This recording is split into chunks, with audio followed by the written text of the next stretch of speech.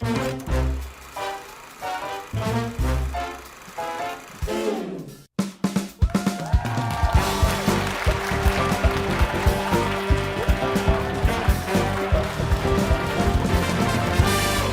folks, I'm Frank DeSalvo and I'm here at Frank's Hideout. We're doing Frank's Hideout live. So welcome to the show. Today we have Thomas Bruno, a local ice cream star. No, local, it's all right. It's all right. A local guy that moved down here. How many years ago did you move down here? I'm in the desert 4 years now. 4 years. Yeah. Well, why don't you tell us a little history about yourself and how you got started in the business? Okay. Well, I was a New York City firefighter. I got appointed in the 1980s. And a lot of firemen have a second job. You know, they're either a plumber, electrician, you know.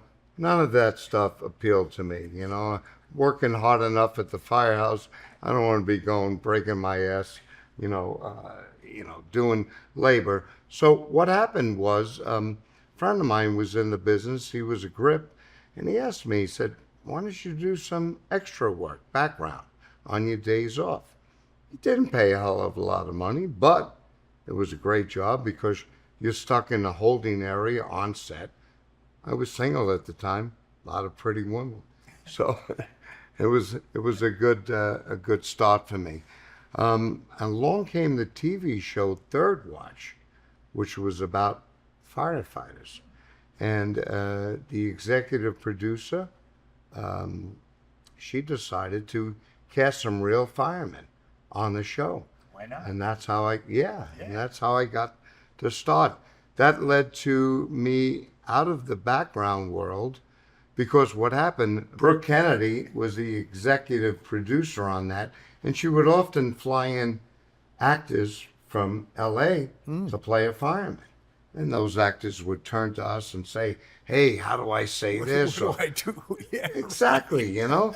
So I went into her office one day. I'm like, "Hey, Brooke," I said, "you could save yourself some money. Just give us the line. It's 2 lines, 3 lines at the most." What the heck? And that was my start, you know? From there, I catapulted over to Law and Order for my first principal role.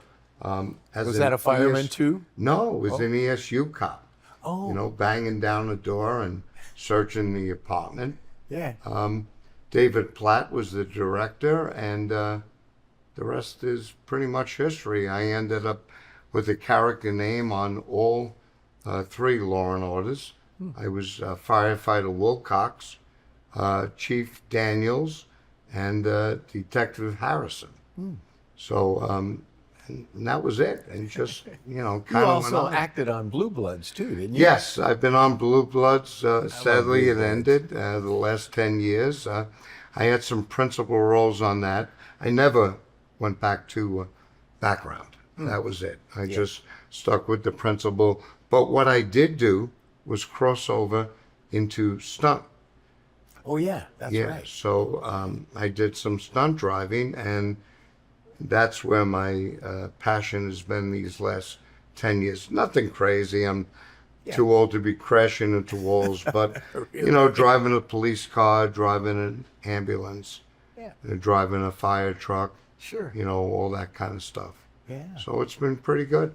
Well, I bet you have access to fire trucks. Well, yes, which led me into another career. I have a company called Fire Trucks for Films. Right. And we rent fire trucks and ambulances and emergency vehicles to probably about 98% of the TV shows and movies that come into the New York City area. Yeah. So it's been good. I get the tech advice. I get to put my guys to work. It's been very successful, and Cool. I'm very busy. That's good. Yeah, That it's a is good thing. Yeah. Well, you also run a business here in town. I do. That was a no-brainer.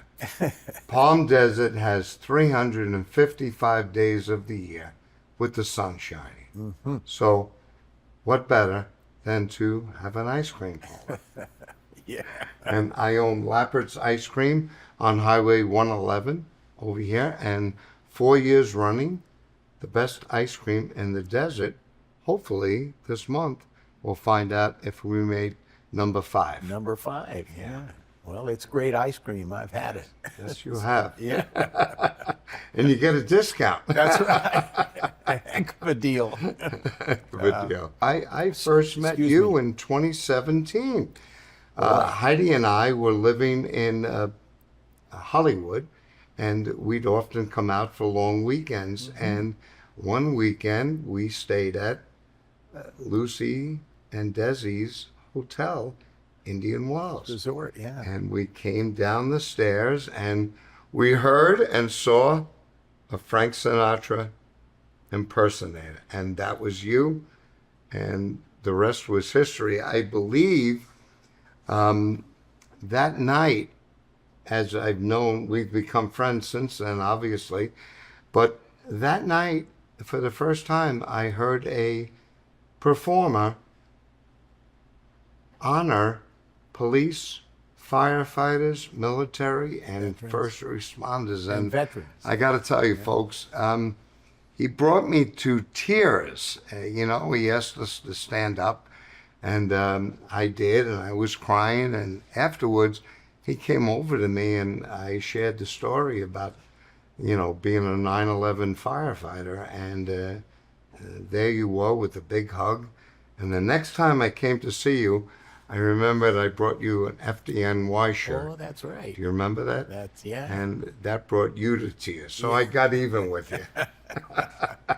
Well, I always close my show honoring Yes, you do. Although you the don't, vets. I haven't don't lately. thank police and firefighters Lately, I haven't. anymore. So, yeah. You're getting old and forgetful. Well, that's it. That's it. It's like, what?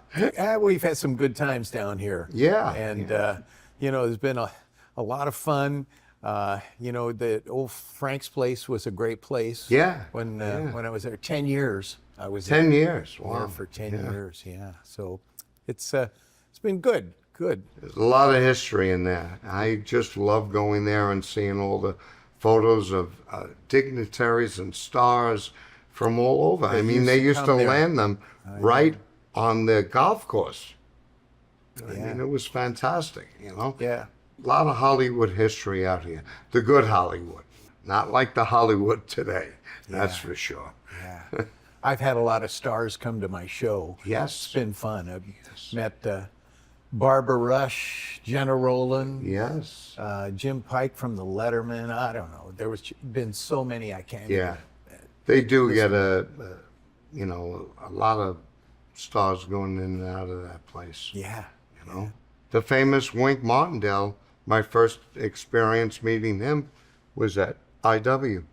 Yeah. The entertainment down here, I think there's more entertainers at working in this area than there is in Las Vegas.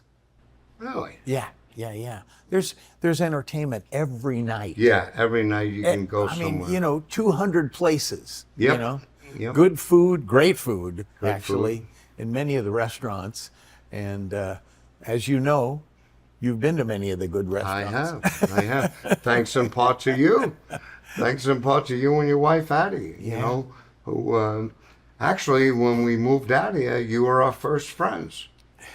Because you're the only people we knew out here. Yeah, that's right.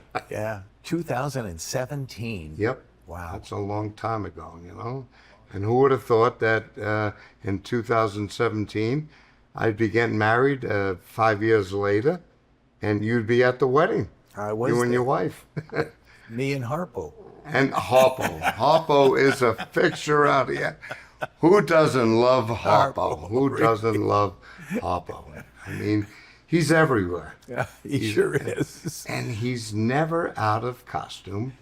And We don't know what he looks like. no, Nobody does. I will confess, I do know his name, but out of respect for him, Oh, yeah. I will not divulge it. But he is a man of God, man of faith, and he brings happiness to so many children, so many sick people, and so many regular folks. He's just wonderful, And he doesn't get paid to do that. He works strictly on tips. On tips, yeah. On tips. Yeah. He's a great He guy. did have to upgrade. He now carries a QR code. Oh, really? Because so many people don't have cash on them. So he pulls it out of his pocket along with everything else that's stuffed in there and just shows it in there. Okay, here we go. It's crazy. Yeah. There's a term for him. Yes. Ubiquitous. Ubiquitous. You ever heard that term? No. It Refresh me. It means it's everywhere. It's everywhere. And Harpo certainly is. He actually stopped by that day on my wedding. Yes. And it was just, it was a very small wedding, as you remember. And the girl who was running it asked Harpo to have a seat. And he sat at the table and joined us for the wedding. Sure. I can't say he spoke with us, but he did communicate.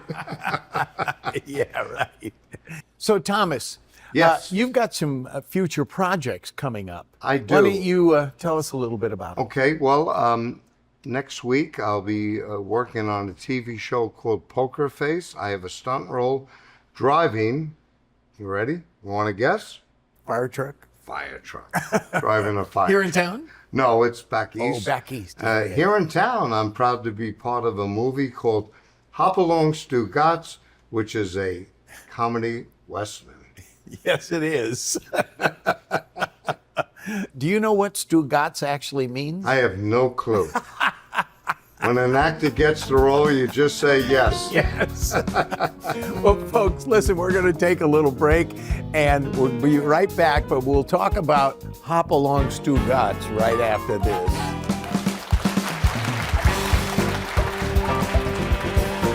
When Frank Sinatra was born, maybe you don't know this, but he was born dead.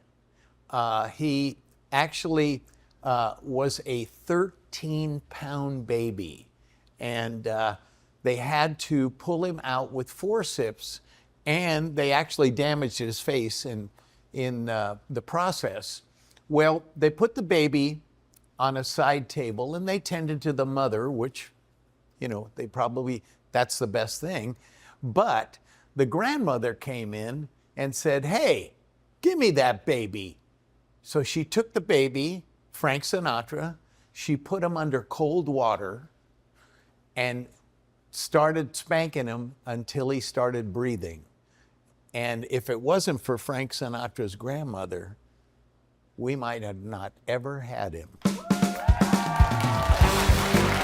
Hey folks, we're back, and we have Thomas Bruno with us today, and also Sonny Veloci, director and producer of a couple of great shows here in town. So why don't you guys elaborate on that and tell us about it? Okay. Well, we'll be finishing up our movie called Hop Along Stugatz. I want my lawyer.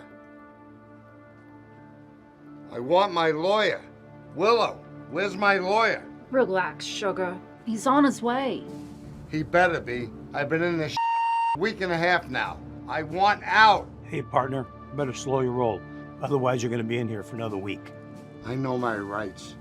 I was only supposed to be in here 48 hours. My mistake, scumbag. It must have been a bookkeeping error. You ain't gonna be laughing when my lawyer gets here. I'm gonna own this town. Hey, Sheriff, look who's coming. I should have known scumbags of a feather flock together. Who are these two guys? The one on the left is Slick Wilcox, and the one on the right is Billy the Kid. Afternoon, gentlemen. Ladies. I have a habeas corpus for the release of my client. Or do you now? Under what grounds? Who is this guy, Slick? Want me to take care of him? Calm down, Billy. We're gonna do this the legal way this time. All right, tough guy. We're going to play by the rules now. But if your boy Blackie doesn't play by the rules, we're going to put him back in the slammer, along with his significant other. All right, deputy, let him out.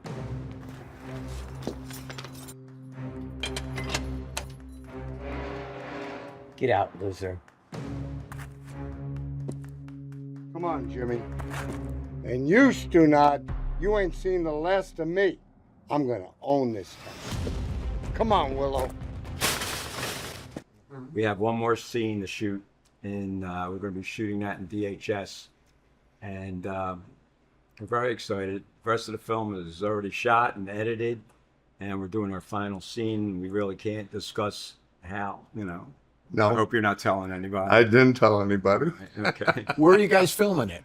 It's Chuck DeVitas is a friend of ours, and he lives out in DHS, and he has a ranch, and it's amazing. I mean, he lives there. Him and his wife live there, and it's a movie set, Yeah. an old like country movie set, cowboy town. Yeah, I've been out there. It's Yeah. great. It's And, great. He's been very nice about letting us film there, and so we're going to be shooting a big climax scene, and hopefully you can make it out there, and Addie, Yeah. and it's going to be a cast of thousands. So once we wrap that up, and our editor Steve Tangy, who's here today shooting this show, he's the DP and editor for Hopalong Stugotz and all the other projects that I've been working on. And once we edit that, we're submitting it to the Garden State Film Festival. And also, that's on the East Coast in New Jersey. And then we're going to be submitting it to the Tarzana Film Festival Cool. out. And I think it's in Orange County. I don't know. Orange County, yeah. I don't know. Tarzana. Tarzana, yeah. Yeah, it's in Tarzana, right? So, so that's what we're doing there. And we have another project coming up called Desert Dick.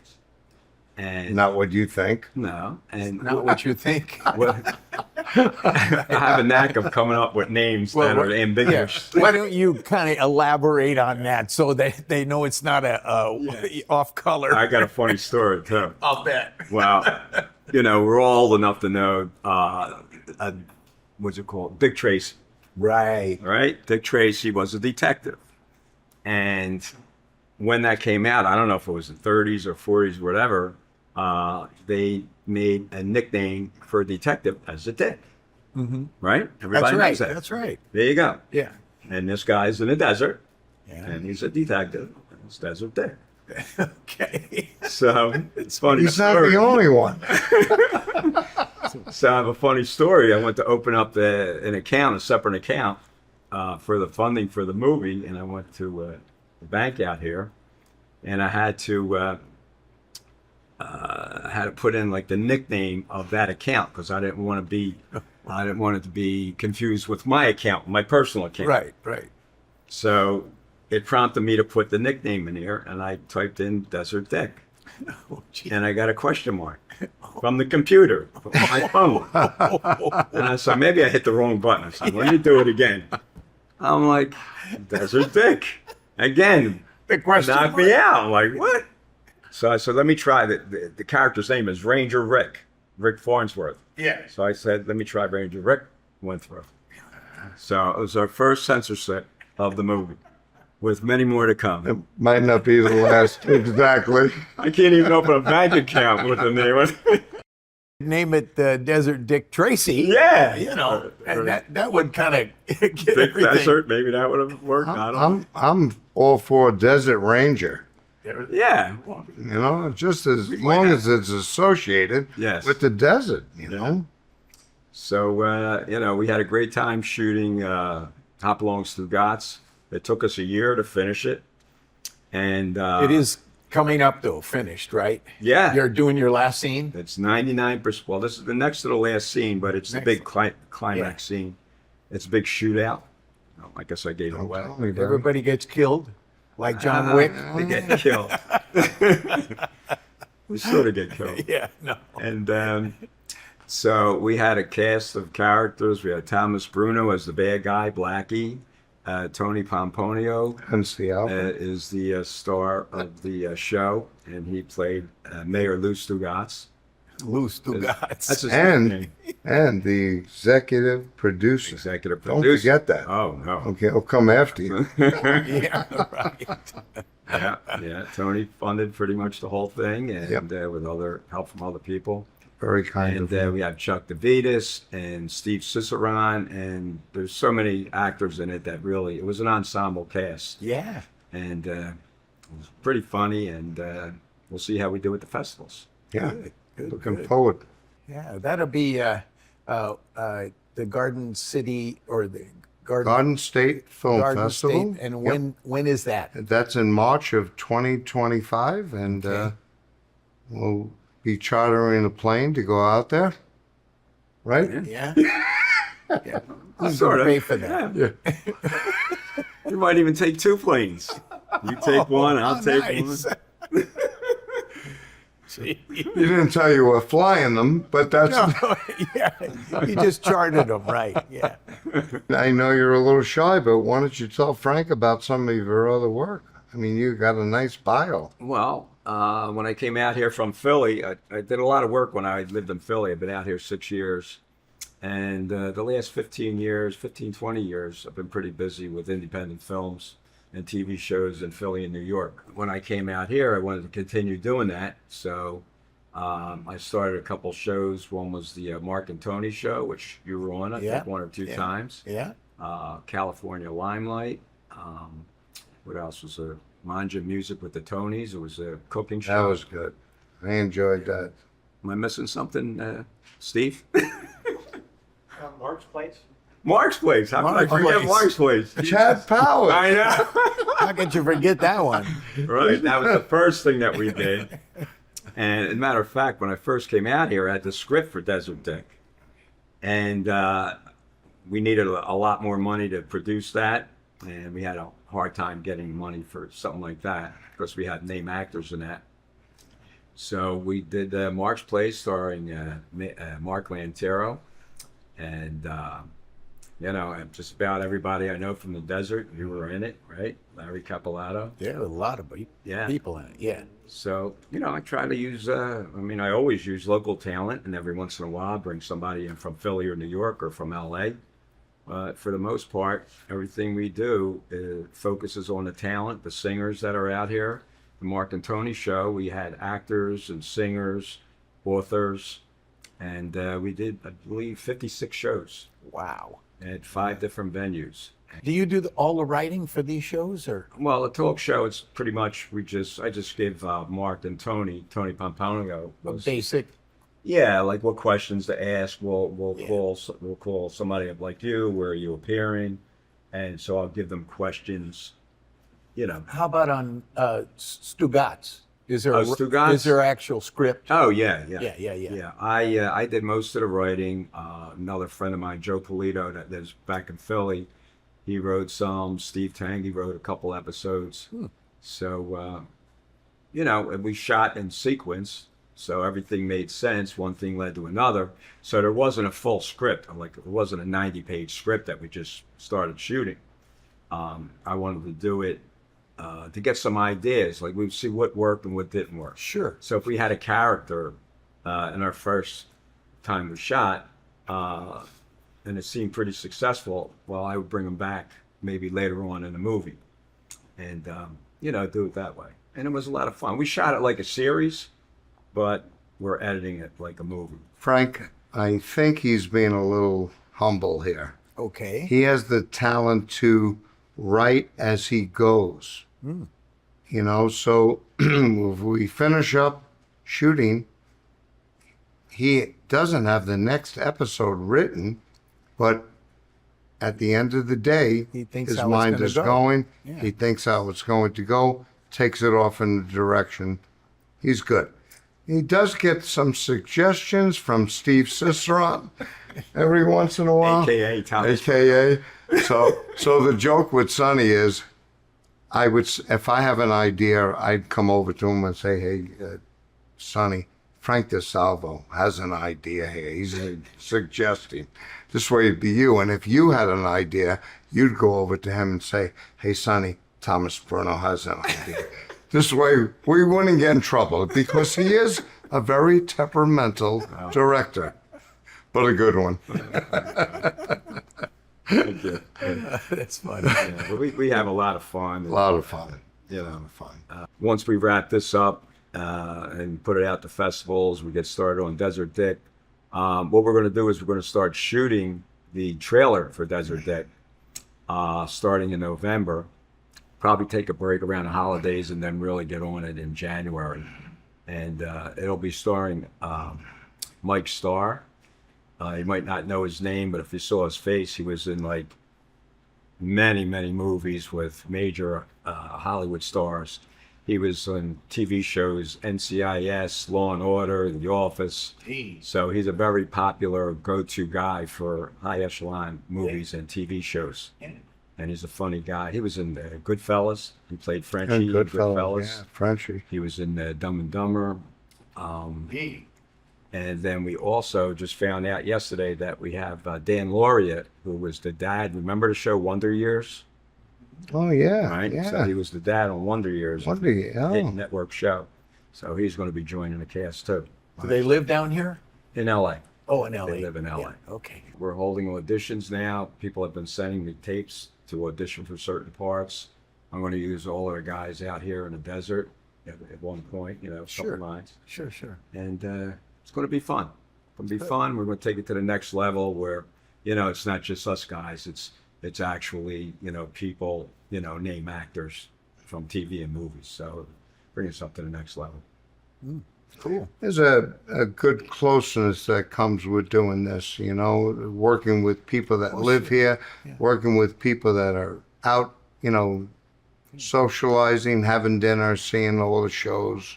You build a camaraderie. Yeah, good camaraderie. That's, That's great. for sure. That's great. Just always say, so-and-so suggested.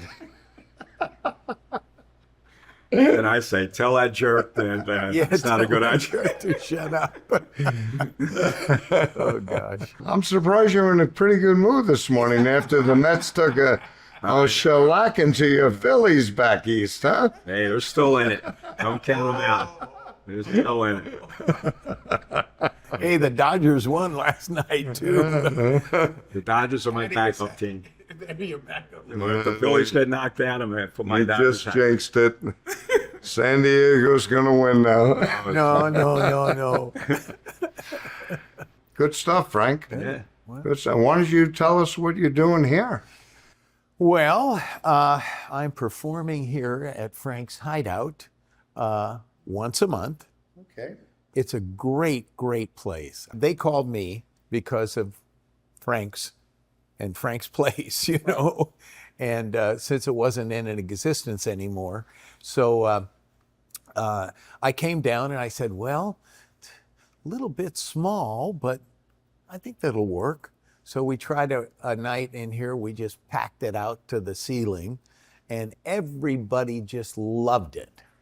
You know, the decor is all Sinatra, Rat Pack, and everything. So it's right down my alley, and their alley too. And their alley too. So yeah, it's been a good thing, and we're looking for a good season. We start October 17th. I'll be here. Yeah, so There you go. And it's not hard to sell out. no, 80 60 people? 80? 80, yeah. okay. Yeah, we squeeze 80 in. Hey folks, thanks for staying with us today. We're gonna go to a break, and we'll be right back.